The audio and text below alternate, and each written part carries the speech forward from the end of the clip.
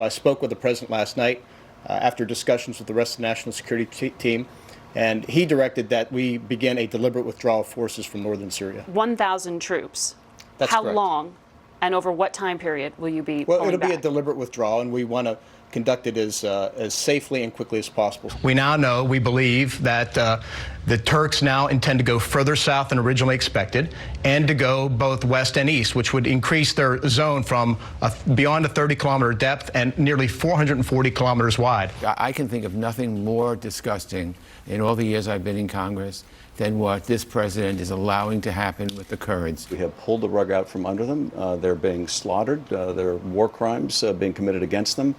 And we're seeing ISIS fighters released from custody, just as we predicted would happen.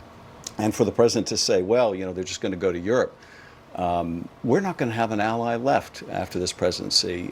You can imagine how Europe feels about the President of the United States saying, well, we're not really concerned about foreign fighters going to Europe. If we go to maximum pressure, which we have the right to do, at a moment's notice, the president calls me up and tells me, we will do this. We could shut down all U.S. dollar transactions with the entire government of Turkey.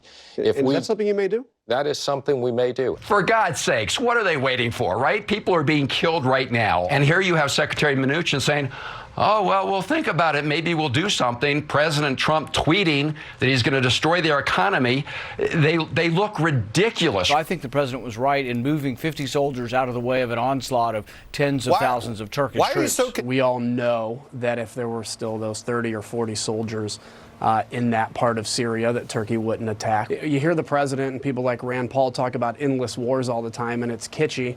But actually, we were preventing an endless war, and that actually commenced on Sunday. The Kurds have been very good partners in the de-ISIS campaign. They were very good fighters on the battlefield. We obviously enabled that as well. But at the same time, we didn't sign up to fight the Turks on their behalf, and we've been very clear with them about that. Is the president putting U.S. national security at risk? Yes, I think so. Should there be a movement to kick Turkey out of NATO? I think it's something that needs to be considered. If the U.S. is fired at, do forces have the ability to defend themselves? Can they fire back? Absolutely.